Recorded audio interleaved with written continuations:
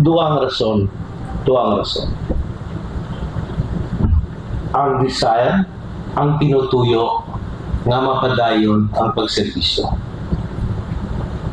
Ikaduha,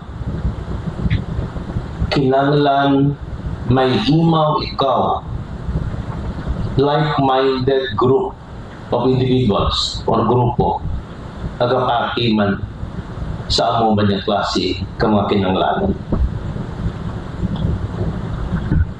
Another thing, ang isa kaklaro na rason, ang dynamics kapamulitikagi sa probinsya nagahambal doon nga mabudlay ng dagan.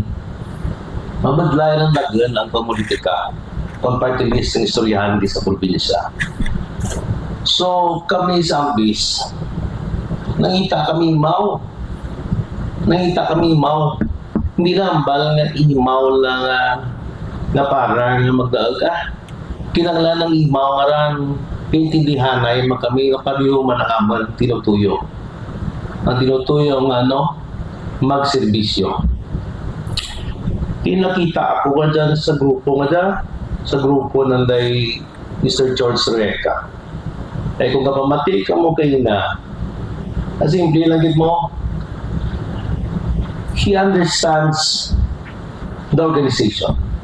Ang amura na sektor. Nintindihan na, manaan na kung anong problema, ang inherent na problem kamura na sektor. And then, basically, na-idea na how to address those problems. Kung paano masulbar ang problema na to. Hindi wakal tikal lang. Hindi tikal. Ay, for 7 or 8 years, for the longest time, ang tao mo dyan, self-made. Organize ang angkas. One morning siguro, naisipan na talaga magservisyo to bring it to another level. Kung ako ka talaga, tao kaya naman napagabuhay ka mo. Di ba? Talagang telling them is that, with everything that you've attained in your life, nakuha mo na sa corporate world, nagawa isip nga to bother yourself with, with this thing called public service.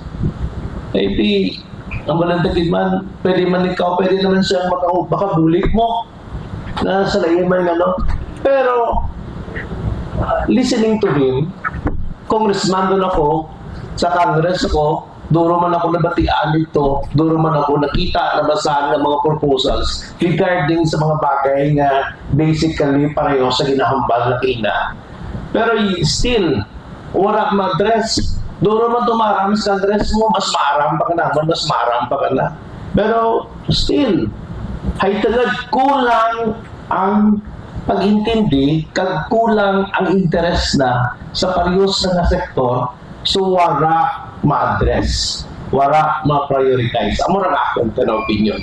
So, with that, we need people like him na mahambal mo, natutuod kita na nga representante isa ka sektor bala nga nag-representar kita na isabla ka pagpati bla isabla ka ideolohiya bla unlike badlay makambal ang ibang gara to hindi man kita doon kasi daraan naman ako siguro ang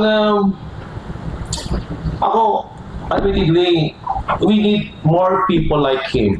And I am very grateful kami sa Ambis, kami may mga kakulangan kami suro, may duro man binaligan naman. And manamo for the longest time, for 5 terms, 5 consecutive terms, kalimaman kami nagdaan sa probinsya mo.